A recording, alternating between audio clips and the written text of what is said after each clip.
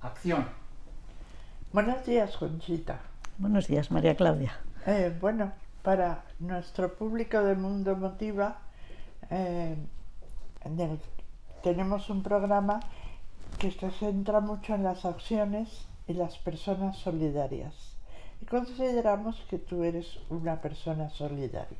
Muchas gracias. En un primer momento, y para que el público te conozca, preséntate brevemente. A ver, yo soy secretaria de dirección.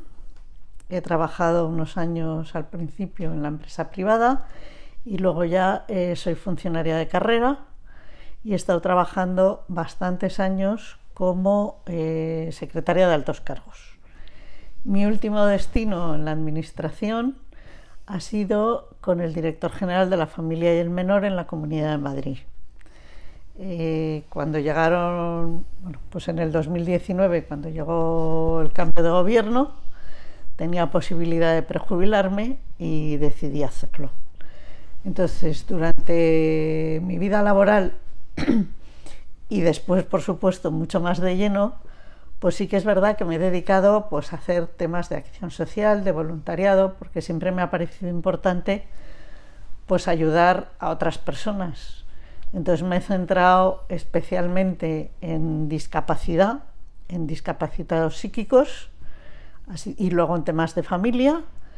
Y bueno, pues llegó la pandemia y también he estado colaborando en temas de emergencia sanitaria, que venía un poco dado por las necesidades del momento.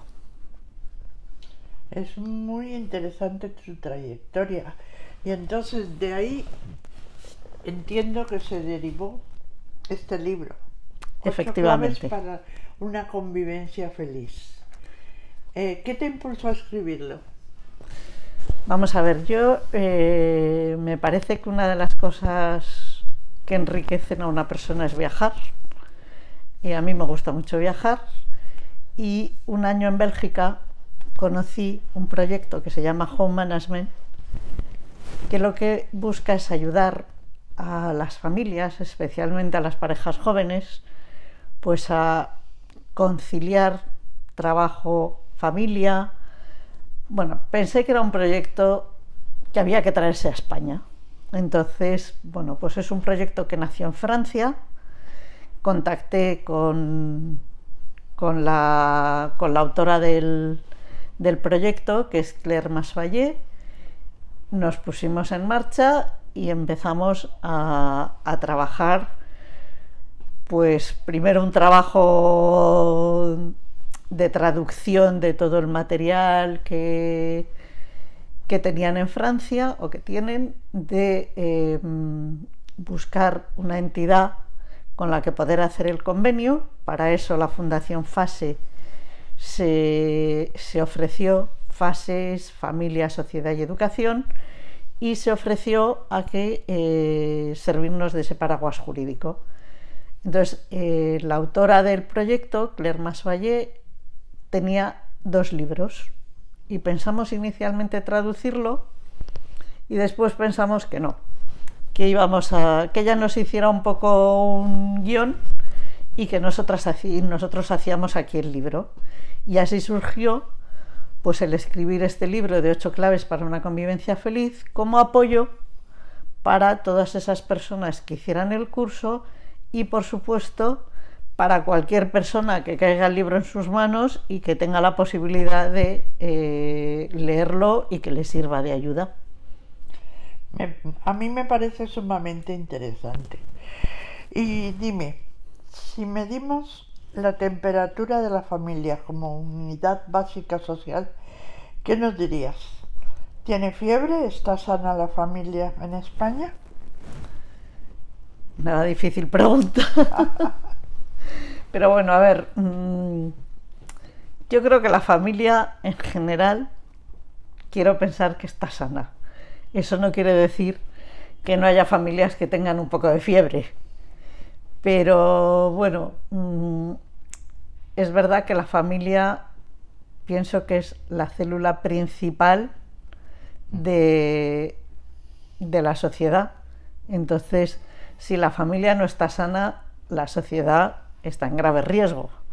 Con lo cual, ¿Qué buscamos con este proyecto? Sanear esas familias que tienen alguna dificultad, ayudarles pues a superar esas posibles dificultades que tienen, y las que no tienen dificultades, pues ayudarlas a acompañarlas hacia la excelencia, y que ellas, esas familias que están empoderadas, puedan ayudar a otras familias que también lo necesiten.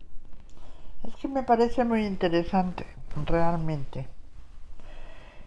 Cuéntame, ¿cómo han evolucionado los valores éticos de la familia que la familia siempre aporta al individuo? ¿Qué valores? ¿Cómo los defines? Pues a ver, yo pienso que la familia en sí misma es un valor, y es el valor principal. Entonces, a partir de ahí, pues una familia sana es una familia que educa en valores que son, han sido y serán siempre, como son pues la gratitud, el perdón, la amabilidad, una sonrisa. Bueno, eso que nos ayuda a conformarnos como sociedad, como familia, que nos ayuda pues a estar pendientes los unos de los otros, que al final la familia, a mí me gusta pensar que es ese lugar al que siempre se quiere volver. ¿Por qué?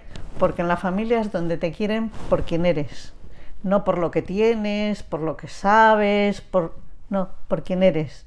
Por eso la persona siempre está en el centro, y ese es el valor fundamental de la familia, cada persona que es distinta, porque, bueno, pues nosotros somos 6 hermanos y es que ni física, ni anímicamente, ni de modo de ser, pues nos parecemos algunos, porque somos, pues casi se podría decir que la antítesis. Y eso que pasa en la mía, creo que pasan todas, que no somos 5 y sucede exactamente lo mismo, ¿verdad? Entonces, luego sí que es verdad que ahora, bueno, pues están como emergiendo una serie de valores que son importantes, como puede ser la sostenibilidad, la ecología.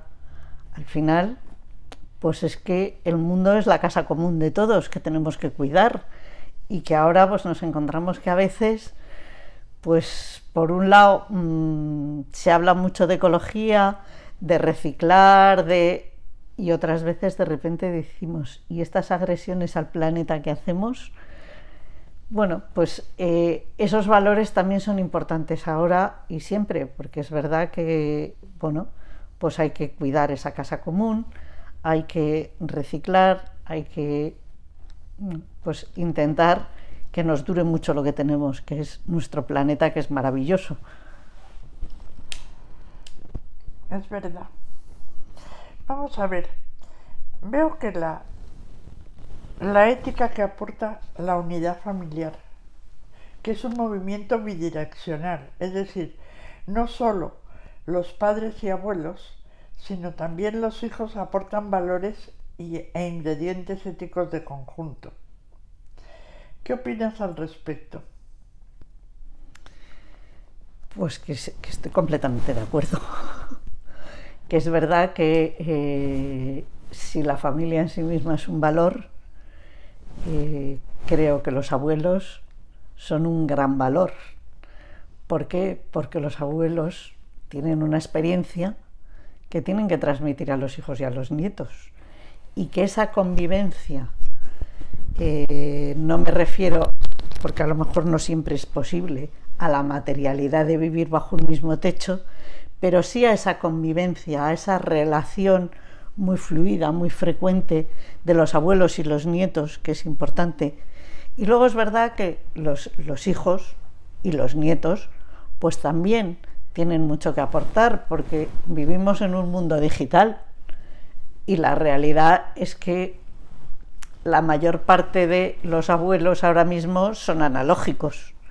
Ya van empezando a ser digitales, porque es verdad que va habiendo abuelos más jóvenes, pero todavía hay una cantidad importante de personas que son 100% analógicas.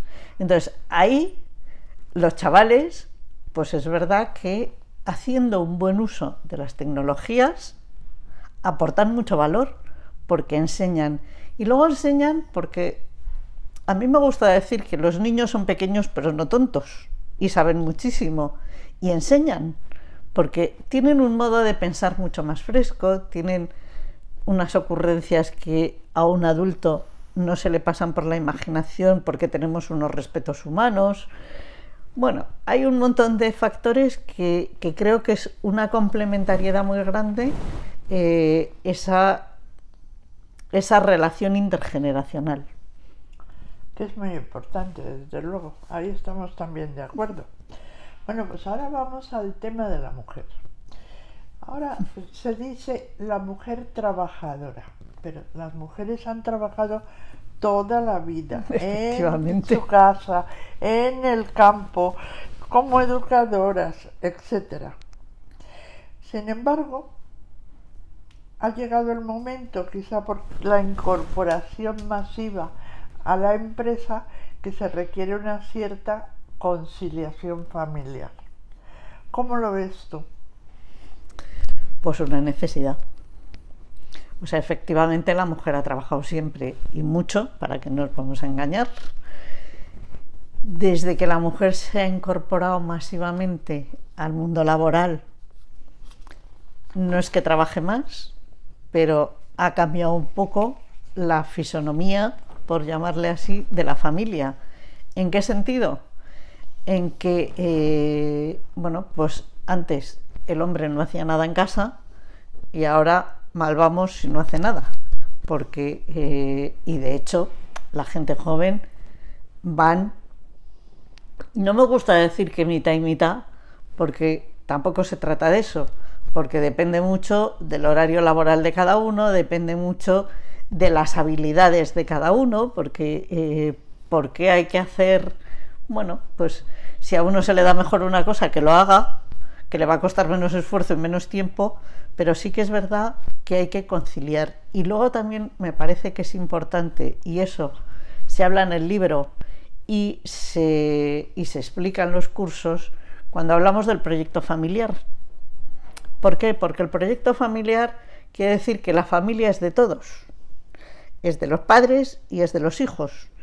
Y los padres trabajan, los hijos estudian y todos tienen que colaborar en casa, adaptado a las edades de cada uno, porque unos tienen, bueno, pues desde pequeñitos, en cuanto que ya se tienen de pie, ya pueden hacer cosas, que aunque no sea más que llevar su camiseta al cesto de la ropa sucia, o bueno, si van aprendiendo desde pequeños, ese es un aprendizaje. Es un poquito difícil, ¿eh? No tanto. Bueno. Yo desde luego lo he visto en mi familia y, hombre, mi padre ahora tendría una edad considerable. Y la realidad es que yo he visto a mi padre hacer de todo en casa. Bueno, no voy a decir de todo. Mi padre no ha planchado y no ha cocinado. Pero cuando nosotros decíamos, papá, ya no cabe nada más en la lavaplatos, cabía todo lo que faltaba siempre.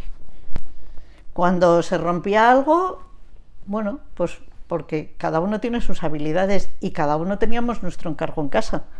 Entonces, si los niños desde pequeños se acostumbran a que ellos también son parte de la familia y tienen que colaborar en el cuidado del hogar, pasarán ese horrible momento de la adolescencia, pero eso lo tienen incorporado en su cerebro y cuando se pase la adolescencia volverán. Y hay que tener, bueno, pues flexibilidad. Pero la conciliación ahora mismo es necesaria porque es necesario en general que trabajen los dos.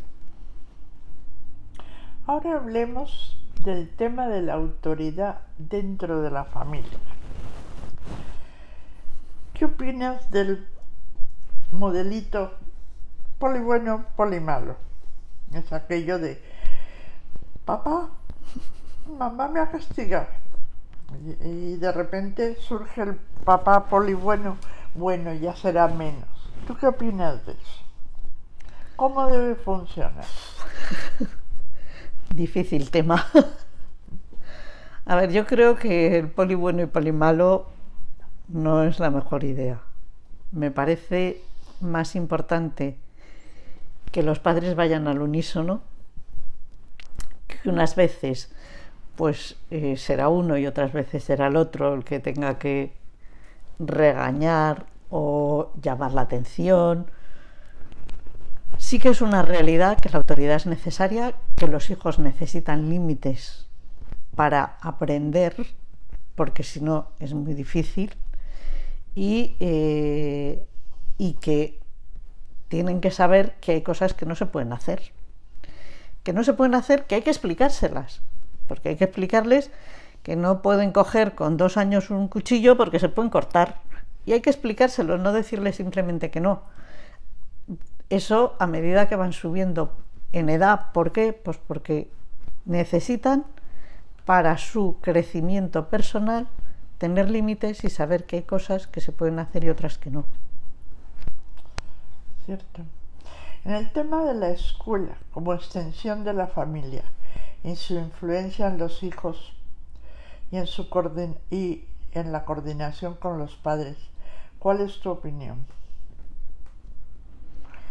Porque este es un tema vidrioso. Sí, mucho. A ver, yo pienso, no soy la más experta en temas de educación, ni mucho menos, pero sí que pienso que el colegio y la familia tienen que estar en consonancia, que es importante que lo que se enseña en casa se refuerce en el colegio y lo que se enseña en el colegio se refuerce en casa.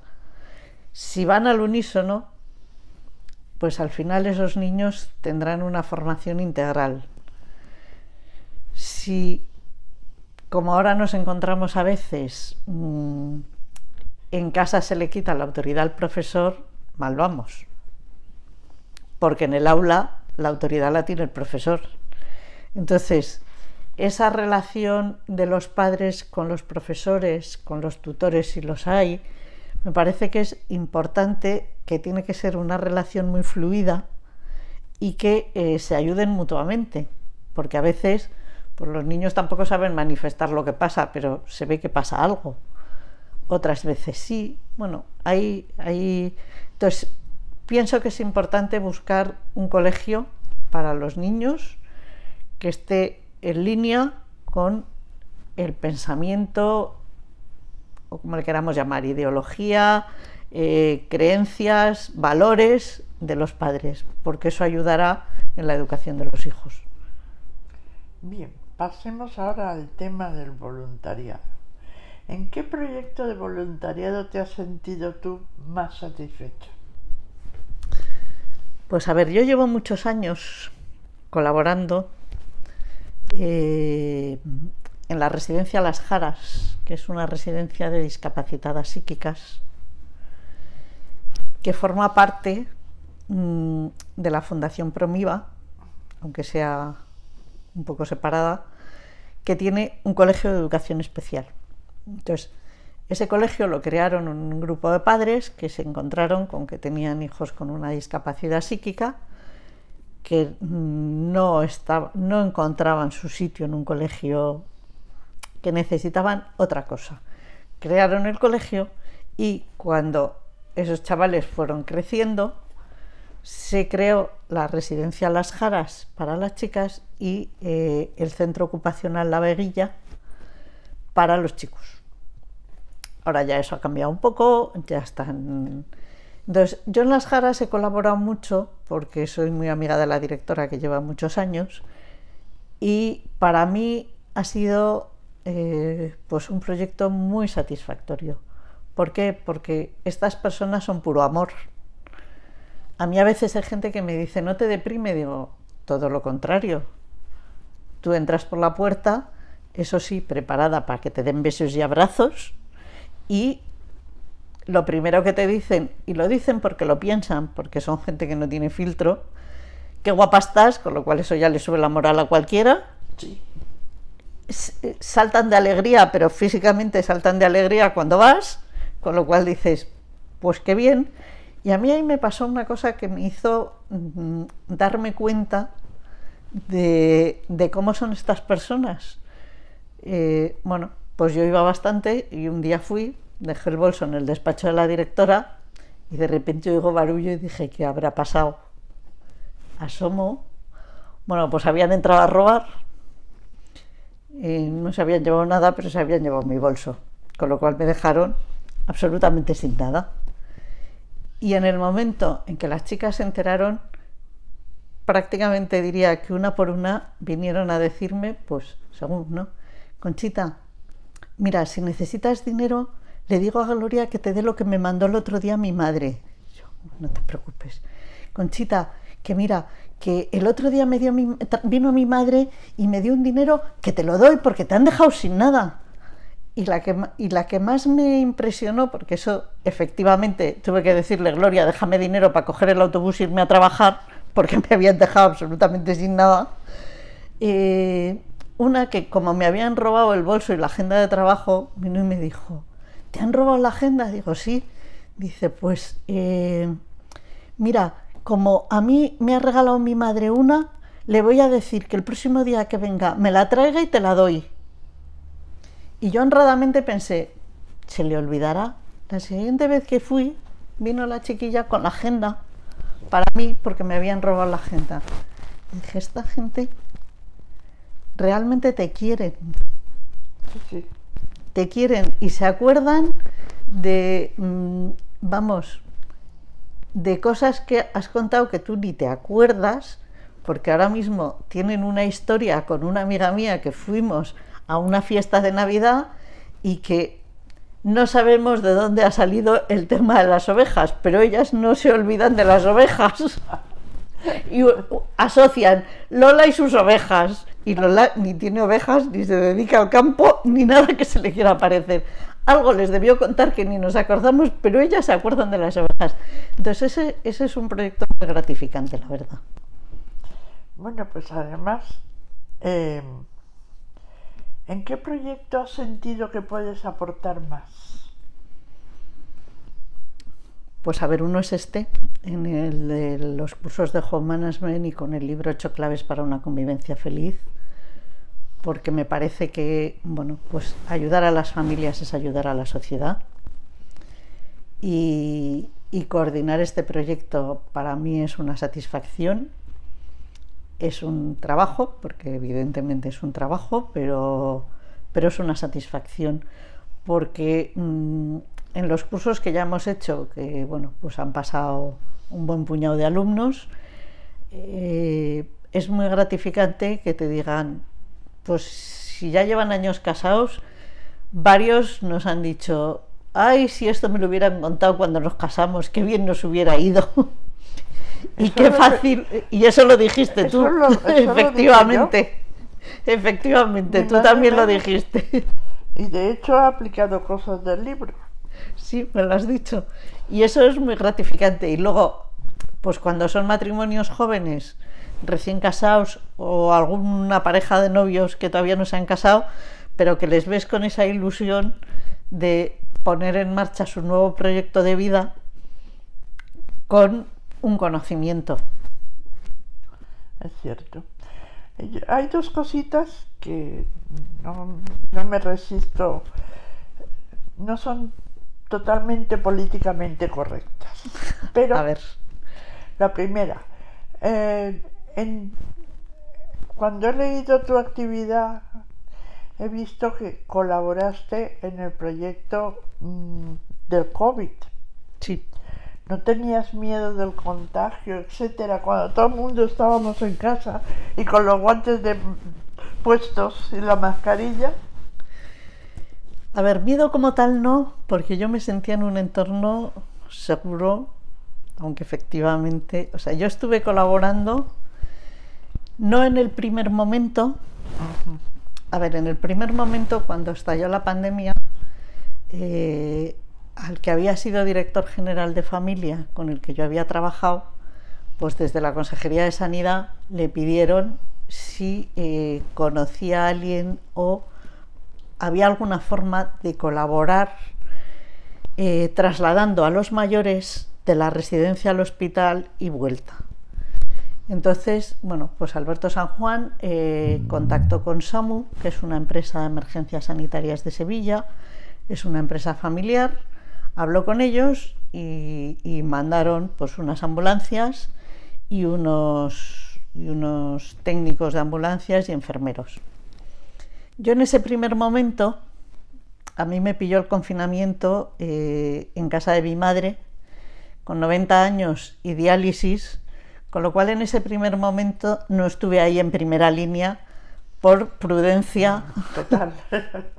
Pero bueno, en cuanto que pasó un poquitín, sí que me llamaron para que colaborara.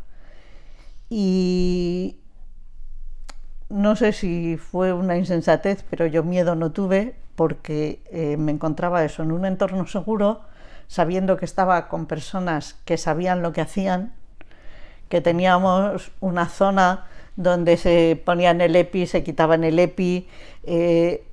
Yo estaba en una zona, vamos a llamarle limpia, pero a mí ahí sí que me impresionó mucho porque estas personas que vinieron de Sevilla, es verdad que todo se cuidó mucho y solo se contagió una enfermera y había un buen grupo de gente.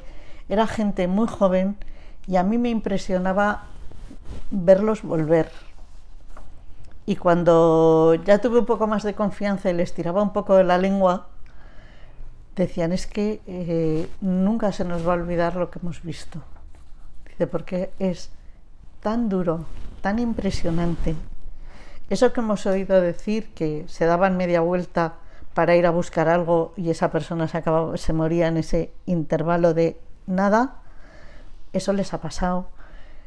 Bueno, pues luego ya pasamos a una segunda fase en donde se empezó a formar a las personas de las residencias para que supieran ponerse bien el EPI, para que supieran desinfectar, que lo hacían, porque lo hicieron desde el primer momento, pero bueno, con una técnica pues más desarrollada y vamos a decir más depurada para que fuera más eficaz. Entonces, bueno, y ya en una tercera fase, como si dijéramos, pues pasamos a hacer test de antígenos cuando había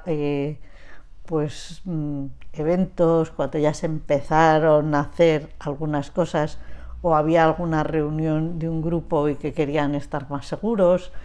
Entonces, bueno, pues la verdad que esa fue una etapa pues muy gratificante porque fue ayudar de alguna manera, no en primera línea, porque yo en ningún momento estuve en primera línea en contacto con los enfermos, pero sí un poquito en la retaguardia, haciendo mi trabajo y facilitando el trabajo de esas personas que estaban en primera línea. Pues ya te había dicho, te iba a hacer 2 preguntas, pero tú me has contestado a las 2. Ah, sí, vaya. Bueno. Así que, Conchita, mil gracias de verdad.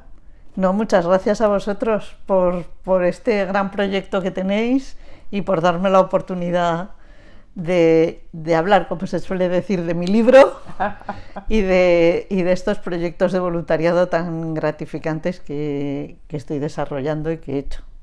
Es que me parecen sumamente interesantes. Sí, lo son. Muchas gracias. A vosotros.